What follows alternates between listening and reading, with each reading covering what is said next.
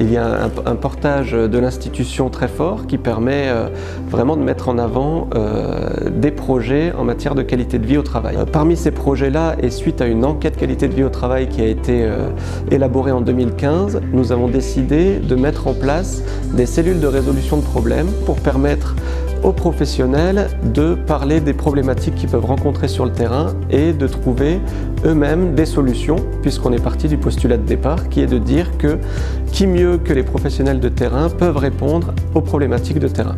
Donc le principe essentiel, c'est de décloisonner les professions, de remettre tout le monde autour d'une table, des principaux acteurs, les personnels des services, de l'encadrement et des personnels de direction, et d'évoquer ensemble les motifs de satisfaction, les problèmes et de trouver des solutions ensemble. Donc on a été amené dans le cadre de notre certification par la HAS à réaliser une analyse des risques, ce qui nous a permis de restructurer complètement notre démarche autour de 10 thèmes principaux qui vont de la gouvernance de la démarche au maintien dans l'emploi, à la gestion et à la prévention des risques professionnels ou à l'accompagnement des mutations organisationnelles par exemple. Une de nos réalisations, par exemple, a été la mise en place d'un accompagnement spécifique pour les agents qui sont concernés par des mutations organisationnelles.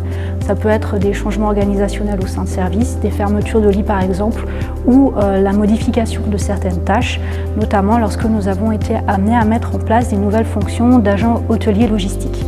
Cette expérimentation a été menée au niveau du service du brancardage. Donc après un an de fonctionnement, on s'est rendu compte que la mise en place de ces réunions avait permis de redonner une certaine cohésion d'équipe au niveau du brancardage. Les brancardiers se sentaient beaucoup plus investis dans leur travail puisqu'ils étaient eux-mêmes acteurs de leurs conditions de travail et de l'organisation globale de leur activité. L'ARACT avait proposé plusieurs outils à disposition pour justement réimpulser ce dialogue.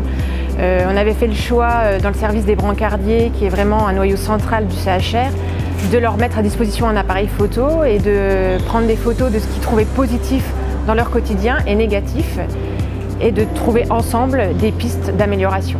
Il s'agissait de remettre au cœur de débat, de la réflexion justement, la question de contenu de notre travail, de la qualité de l'accueil des soins que nous pouvions proposer à nos patients et également de la qualité de ce que les soignants eux-mêmes vivent. Nous avons ensuite procédé à une période de formation que nous avons eue avec l'aide de l'ARACT. Comme outil de travail, nous avons choisi le reportage photo. Ce reportage photo, de manière très ludique et très accessible, nous a fait faire un état des lieux, nous a fait faire un diagnostic sur les situations difficiles, ce qui nous a permis ensuite de pouvoir discuter, partir dans la discussion, dans l'analyse. Tous les agents se sont saisis de cette opportunité, beaucoup de photos ont été prises et vraiment les idées ont fusé.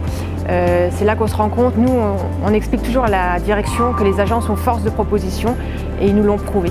Ces cellules de résolution de problèmes ont permis de diviser par 4 l'absentéisme au niveau de ce service-là. Les brancardiers étant plus présents au sein de l'établissement, forcément on améliore la prise en charge des patients. Au niveau collectif, on a pu se rendre compte que l'organisation mise en place correspondait réellement à la fois aux besoins du service et aux besoins des agents. Dans l'équipe, on a pu noter une diminution assez notable de l'absentéisme des agents. C'est qu'un début. Tout est encore à construire. C'est comme dit, c'est une étape. On a été accompagnés, on a été formés, nous sommes contents. Maintenant, à nous de voir si on sait profiter, si on sait le faire perdurer. Alors, ce qui me semble le plus important à retenir dans ces démarches de qualité de vie au travail, c'est la nécessité d'inclure la totalité des acteurs concernés aux actions qui seront mises en place et à leur mise en œuvre derrière. Les agents en premier lieu, mais également l'encadrement, le service de santé au travail, les représentants du personnel et la direction bien entendu qui doit porter ces projets. C'est vraiment renouer le dialogue entre la direction et le personnel. Et tout le monde est gagnant, le patient, le personnel soignant, le personnel non soignant et les médecins. J'encourage forcément tous les établissements de santé à mettre en place une démarche qualité de vie au travail au sein de son établissement. Au regard des résultats obtenus chez nous avec l'équipe de brancardage, on se rend vraiment compte de ce lien qui peut exister entre la qualité de vie au travail et la qualité des soins.